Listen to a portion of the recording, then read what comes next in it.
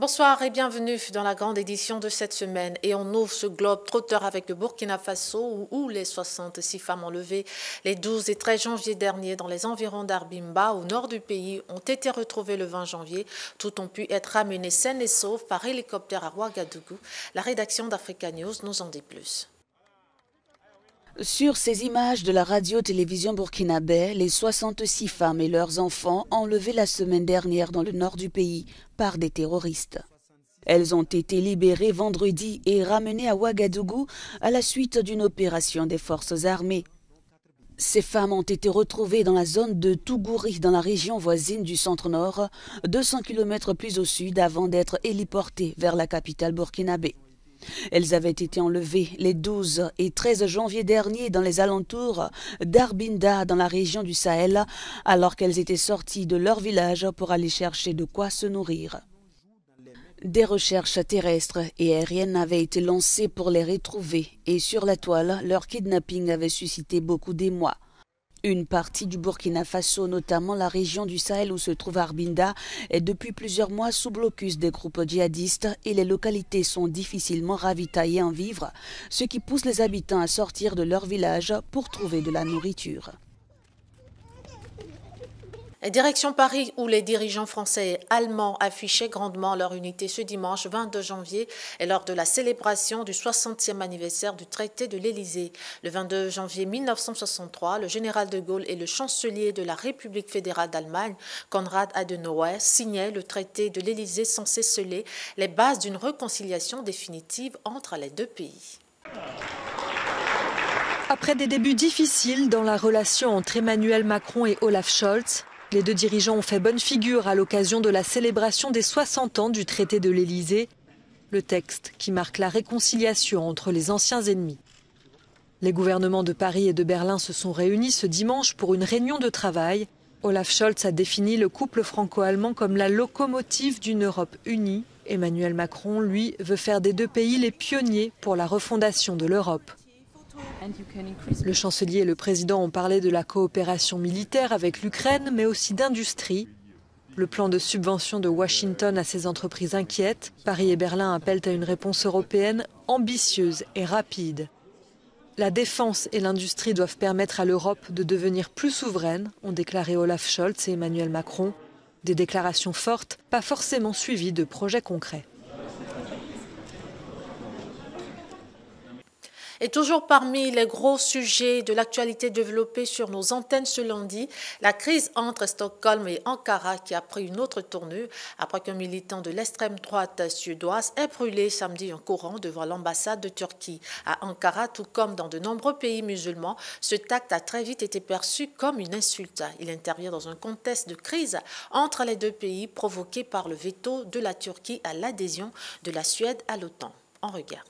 À l'origine de ce nouveau rebondissement, Rasmus Paludan, militant d'extrême droite suédois. Lors d'une manifestation ce samedi à Stockholm, il brûle le Coran en face de l'ambassade de Turquie sous les caméras de la presse du monde entier. Cet acte, autorisé par les autorités suédoises, suscite indignation et fermeté immédiate de la part d'Ankara. La visite du ministre suédois de la Défense Pál Jónsson en Turquie le 27 janvier a perdu sa signification et son sens. Nous avons donc annulé la visite. Bien sûr, entre-temps, certains événements ont eu lieu en Suède, très laids, très dégoûtants, très ignobles. Certains événements exhibés par ces terroristes. Il est inacceptable d'être inefficace contre eux, de rester sans rien faire.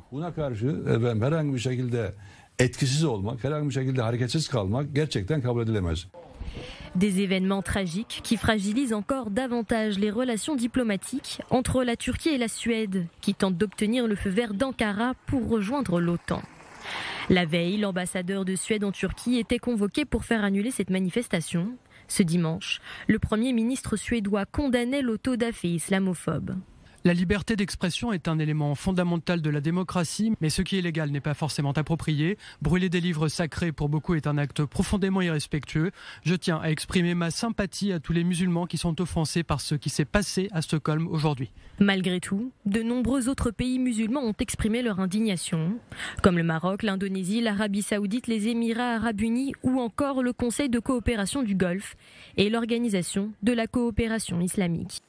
À la une de l'actualité du mardi 24 janvier, la découverte le dimanche du corps sans vie à Yaoundé au Cameroun du journaliste Martinez Zogo, disparu 5 jours plus tôt dans des conditions ubuesques. Et sur place, le choc était partout visible face à cette autre mort tragique qui frappe la presse camerounaise. La mort du journaliste de radio populaire Martinez Zogo bouleverse les Camerounais. Le corps de l'animateur vedette de l'émission quotidienne Embouteillage a été retrouvé dimanche, soit 5 jours après que sa disparition a été signalée. Un groupe de défense des droits des médias avait dénoncé un enlèvement. Le corps du journaliste a été retrouvé à Ebogo, à 15 km au nord de Yaoundé, avant d'être transféré à la morgue de l'hôpital central de la capitale camerounaise. On l'a trouvé encore couché. Donc on n'a pas déterminé, on ne savait pas que c'était le corps de Martinez, on ne savait pas. Nous on se demandait déjà même que l'équipe peut même faire ce problème, venir laisser quelqu'un comme ça, parce que le corps se décomposait déjà. Âgé de 51 ans, Martinez Zogo était également le directeur général de la station de radio privée Amplitude FM. Journaliste d'investigation, il abordait régulièrement des affaires de corruption, n'hésitant pas à interpeller des personnalités importantes. Regarde dans quelle tristesse tu nous laisses. Est-ce que cette façon dont tu pars nous saura encore encourager de continuer cette profession digne? Je ne pense pas. Parce qu'il est inadmissible qu'on enlève quelqu'un devant une gendarmerie et qu'on fasse 5 jours sans le retrouver et qu'on le retrouve mort 5 jours après. Ça veut dire que, connaissant la vivacité de nos forces de l'ordre et de sécurité, de nombreuses zones d'ombre concernant les circonstances de son enlèvement brutal restent à éclaircir. Selon RSF, la voiture de Zogo, gravement endommagée, avait été retrouvée mardi devant un poste de police dans une banlieue de Yaoundé. Au Burkina Faso, le porte-parole du gouvernement confirmait ce lundi 23 janvier que les autorités de Ouagadougou avaient bel et bien demandé le départ des troupes françaises basées dans le pays dans un délai d'1 mois. Il ne s'agit pas de la fin des relations diplomatiques entre le Burkina Faso et la France, précisait par ailleurs Jean-Emmanuel Ouedraogo sur les antennes de la télévision burkinabé. Après Emmanuel Macron, c'est au tour du Quai d'Orsay de réclamer des explications du Burkina Faso. Et c'est par écrit que le ministère a choisi de répondre à la lettre de Ouagadougou qui réclamait le départ sous 1 mois des troupes françaises de son territoire. Nous avons bien reçu la note verbale transmise à notre ambassade. Comme l'a dit le président de la République hier, nous attendons que le président de la transition burkinabé clarifie la portée de cette note. La France réadapte en concertation avec ses partenaires son dispositif au Sahel pour rester aux côtés des pays engagés dans la lutte contre le terrorisme. En attendant que le président de transition, Ibrahim Traoré, s'exprime, le sort des 400 soldats français stationnés dans ce pays du Sahel reste incertain. La présence de la force Sabre était de plus en plus contestée après les 2 putschs survenus en 2021 et 2022. Le Burkina Faso affirme que la fin de l'accord signé en 2018 avec la France ne signifie pas la fin des relations diplomatiques avec Paris, mais permettra simplement au pays de se défendre lui-même. Les autorités françaises également ont toujours souligné, bien sûr, le sacrifice que représente l'engagement de la France dans le Sahel de façon générale, y compris bien sûr au Burkina Faso. C'est un sacrifice humain, mais au-delà du sacrifice humain, c'est également un sacrifice économique. La vision de la transition aujourd'hui, c'est que c'est les Burkinabés eux-mêmes qui vont consentir le sacrifice pour la libération de notre territoire. Le retrait de la France du Burkina Faso suivrait celui du Mali. Le dernier soldat de l'opération Barkhane avait quitté Gao en août 2022. On n'a plus peur, a déclaré les habitants de Wuhan ce lundi 23 janvier. Et 3 ans après le début du confinement traumatisant de la ville qui avait signalé le début de la pandémie, rien ne rappelle à Wuhan l'ambiance apocalyptique de 2020. Malgré un vent glacial, les habitants profitent des congés du nouvel an lunaire pour se rendre sur les marchés ou se promener le long du fleuve Yangtze. 3 ans après le début de la pandémie, la vie a repris son cours à Wuhan. C'est dans cette mégalopole de plus de 11 millions d'habitants qu'était apparu fin 2019 un mystérieux virus entraînant de graves pneumonies. Cet hôpital, aujourd'hui abandonné, avait été construit à la hâte pour accueillir l'afflux de patients. Avec la fin récente de la politique zéro Covid en Chine, le pays fait face à une nouvelle explosion des contaminations. Les habitants doivent toujours cohabiter avec le virus. Les dernières années ont été rudes, dit cet homme. Tout le monde a été confronté à différents niveaux de difficultés au travail et dans la vie quotidienne. Nous avons eu peur quand le virus est arrivé, dit cette femme. Cette année, les gens commencent à être largement infectés, bien plus qu'avant. Mais aujourd'hui, nous n'avons pas peur du virus, nous n'avons plus peur.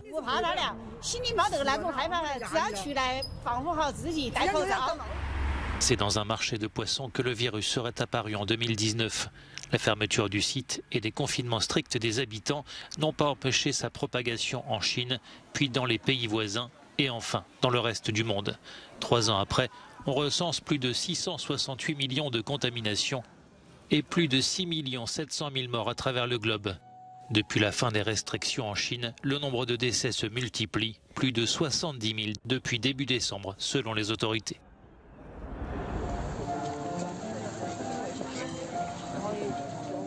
Actualité du mercredi 25 janvier, premier choix de la rédaction pour le récap hebdomadaire, l'Afghanistan, où la vague de froid qui frappe le pays depuis 2 semaines se fait particulièrement meurtrière. Au moins 100 personnes y ont été tuées selon un bilan fourni par les talibans au pouvoir. Ce drame survient alors que le pays reste en proie à une grave crise humanitaire. Mieux vaut Kaboul sans or que Kaboul sans neige. Un vieux proverbe que la vague de froid qui empoigne la capitale afghane pourrait bien faire mentir. Avec un hiver aux températures les plus basses depuis de nombreuses années, les flocons sont bien au rendez-vous. Autrefois, les familles craignant la sécheresse s'en seraient réjouies, mais aujourd'hui, comme pour cette mère de famille, le manteau blanc qui recouvre la ville n'a rien d'un amusement. Ce matin, quand je suis sortie, les enfants applaudissaient, disant qu'il avait neigé. Puis je leur ai dit, puisqu'il a neigé, aujourd'hui vous aurez faim. Ils se sont tous tus, fatigués, et n'ont rien dit, parce qu'ils ont compris que leur mère ne pourrait pas travailler aujourd'hui, et qu'ils auraient vraiment faim. Depuis le retour des talibans au pouvoir en août 2021, les milliards de dollars d'aide internationale se sont taris, plongeant l'Afghanistan dans l'une des pires crises humanitaires au monde. La moitié de ses 38 millions d'habitants sont confrontés à une insécurité alimentaire aiguë et 3 millions d'enfants risquent la malnutrition. Je n'ai pas d'autre choix que de me débrouiller. Personne ne peut me prêter d'argent. Il n'y a pas de banque, d'amis ou de parents. Personne n'en a assez pour lui-même. Chacun a ses propres problèmes. Mais même la débrouille, parfois, ne suffit plus. La pauvreté qui accable certaines familles les oblige à l'impensable. Comme ce père qui a déjà vendu plusieurs fois sa plus jeune fille, faute d'argent et de nourriture. Je l'ai vendu 3 fois. J'ai dépensé de l'argent que j'ai obtenu, puis quelqu'un est venu m'aider. C'est ainsi que j'ai pu récupérer la somme pour laquelle je l'avais vendue et j'ai dit à l'acheteur, reprenez votre argent et donnez-moi mon enfant. Je ne pouvais plus dormir. Alors que l'économie afghane, déjà malmenée par des décennies de guerre, s'est enlisée dans la crise, au pied des contreforts de l'Hindu Kush, à 1500 mètres d'altitude, les Kabouliens espèrent passer l'hiver. D'après les services météorologiques, la vague de froid doit se poursuivre cette semaine encore. Et la pression aura eu finalement raison des hésitations des autorités allemandes. Après un long moment d'indécision, Berlin s'est résolu ce mardi à autoriser l'envoi de chars du type Léopard à l'Ukraine selon les médias allemands. Une annonce d'ailleurs confirmée par le nouveau ministre allemand de la Défense, Boris Pistorius. Selon les médias allemands Der Spiegel et NTV, l'Allemagne a pris la décision de livrer et d'autoriser la livraison de chars Léopard à l'Ukraine. Une décision qui pourrait être liée à celle des États-Unis d'envoyer des chars Abrams, selon le Wall Street Journal. Ce mardi, le ministre allemand de la Défense avait déjà envoyé un signal positif. J'ai toujours dit que je m'attendais à ce qu'une décision soit prise prochainement et c'est ce que je pense toujours, a-t-il déclaré. Ce que je veux souligner une fois de plus, et je l'ai déjà dit à Ramstein, j'ai explicitement encouragé nos pays partenaires qui détiennent des chars Léopard prêts à être utilisés a commencé dès maintenant à former les troupes ukrainiennes sur ces chars. Depuis plusieurs jours, la pression s'intensifie sur l'Allemagne, à l'image des critiques formulées par le député britannique Christopher Chope ce mardi au Conseil de l'Europe à Strasbourg. Des critiques également venues de Pologne, alors que Varsovie a demandé à Berlin l'autorisation d'envoyer des chars Léopard à l'Ukraine, selon le ministre polonais de la Défense, Mariusz Błaszczak, qui s'est exprimé sur Twitter, affirmant que la sécurité de toute l'Europe était en jeu. Moscou a aussi réagi à cette possible livraison de chars lourds. Le porte-parole du Kremlin, Dmitri Peskov, a indiqué qu'elle n'apporterait rien de bon aux futures relations avec l'OTAN et l'Allemagne et qu'elle laisserait une trace durable.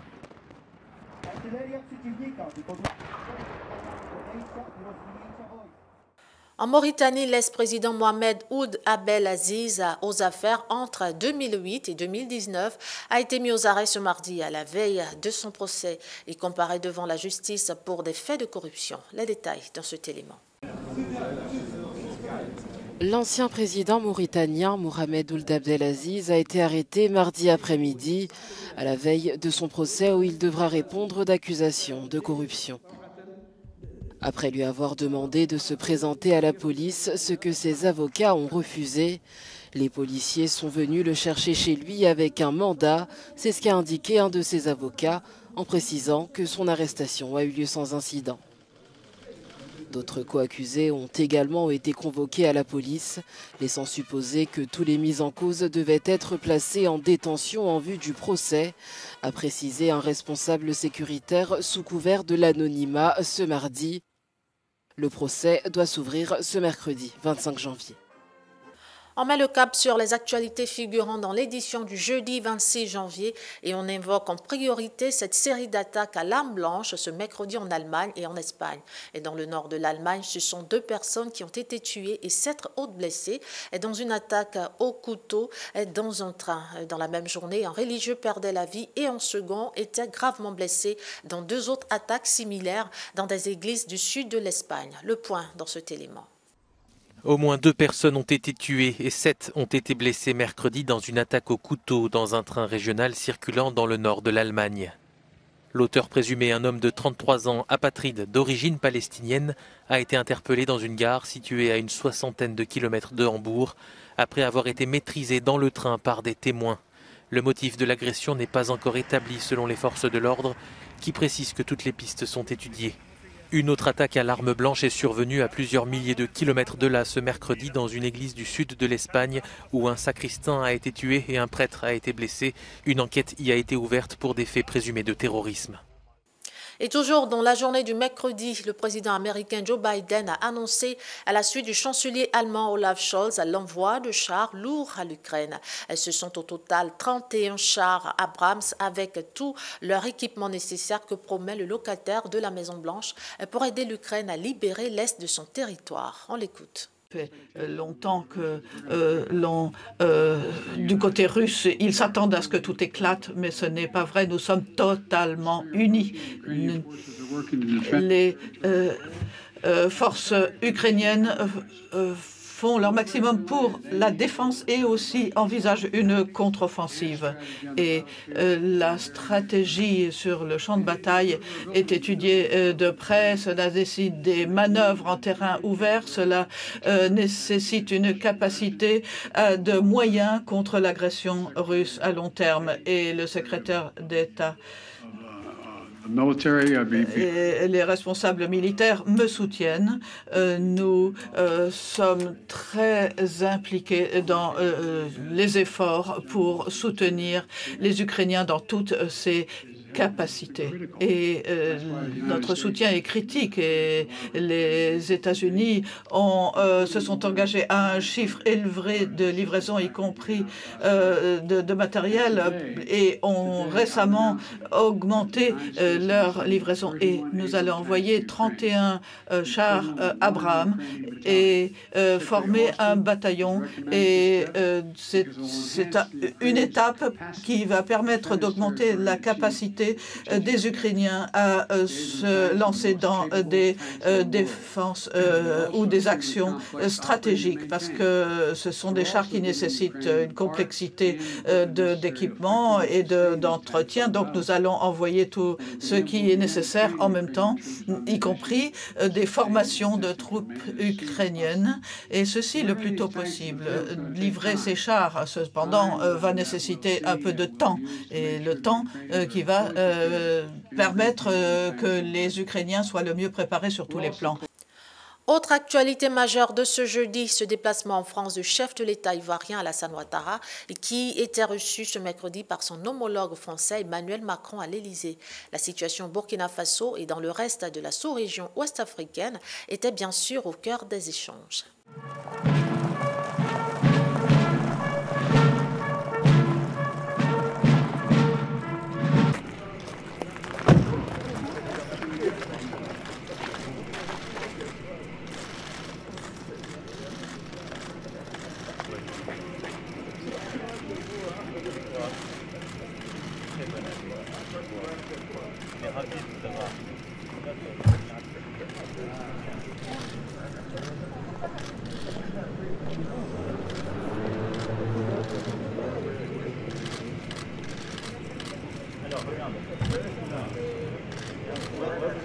Voilà.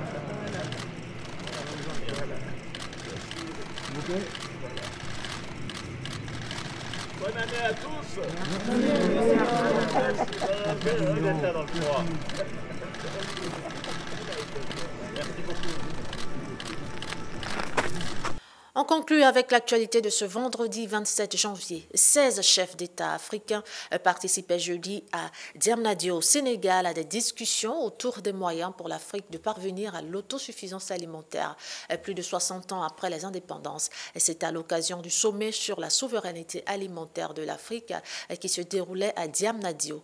Le chef de l'État sénégalais Macky Sall, hôte de cette rencontre, a appelé chaque État à consacrer au moins 10% de son budget au développement du secteur agricole. Reportage. L'amélioration de la souveraineté alimentaire de l'Afrique au centre d'un sommet qui a débuté mercredi à Diamniadio au Sénégal. Au moins 16 chefs d'État participent à la rencontre. Il y a urgence tant le changement climatique, le Covid-19 et le conflit russo-ukrainien ont provoqué la flambée des denrées alimentaires sur le continent. L'Afrique doit apprendre à se nourrir par elle-même et à contribuer à donner de la nourriture au monde. Nous en avons le potentiel. Nous sommes 1,4 milliard d'habitants, établis sur plus de 30 millions de kilomètres carrés, avec plus de 60% des terres arables non exploitées de la planète. Pour transformer notre potentiel en réalité, il nous faut allouer au moins 10% du budget national au secteur agricole. Plus d'un demi-siècle après les indépendances, le continent est toujours en quête d'autosuffisance alimentaire. Pour le président kényan, l'Afrique aurait dû dépasser cette étape depuis des lustres. Permettez-moi de dire que le fait que nous ayons cette conversation, nous sommes si nombreux en tant que chefs d'État de notre bon continent, et que nous discutions d'alimentation, n'est pas une chose très intéressante à faire. Je pense que nous devrions discuter au-delà de l'alimentation, 60 ans après l'indépendance. La BAD promet 10 milliards de dollars sur les 5 prochaines années pour soutenir les stratégies nationales de souveraineté alimentaire.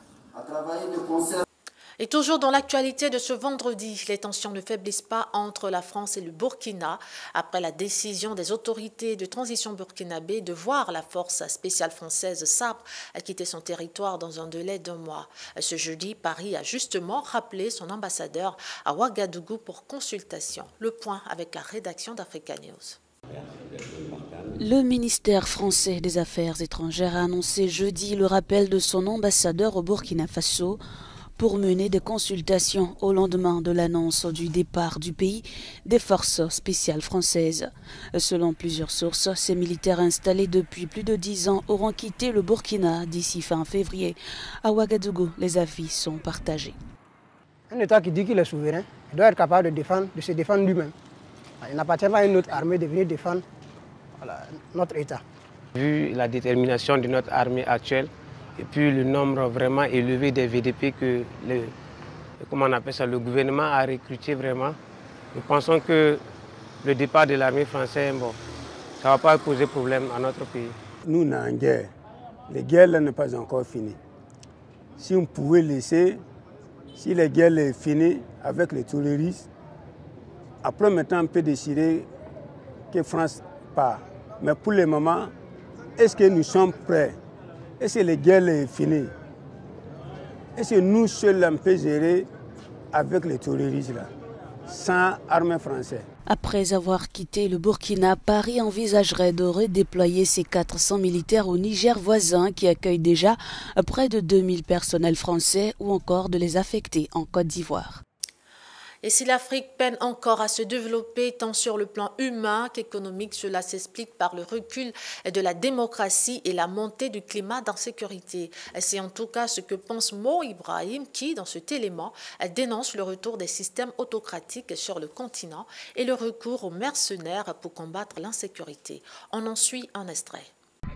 La Fondation Mo Ibrahim a publié mercredi son indice sur la gouvernance en Afrique et la tendance inquiète. Les progrès du continent en matière de développement humain et économique ont ralenti en raison du recul démocratique généralisé et de la dégradation du volet sécuritaire ces 3 dernières années. Ce phénomène de l'homme fort qui redevient à la mode partout dans le monde, pas seulement en Afrique. Nous voyons beaucoup de ces hommes forts partout. Certains de nos hommes forts en Afrique semblent regarder ce modèle et se dire « je peux aussi être comme ça ». C'est un problème. Nous sommes confrontés à un véritable défi et nous ne devons pas considérer la démocratie comme acquise. Alors que de nombreux pays sollicitent des mercenaires pour combattre l'insécurité à laquelle ils font face, la Fondation Mo Ibrahim pense que cette bataille serait celle de la jeunesse du continent. Les Africains doivent prendre cela en main. Je n'aime pas le fait que certains mercenaires soient amenés en Afrique pour faire notre travail.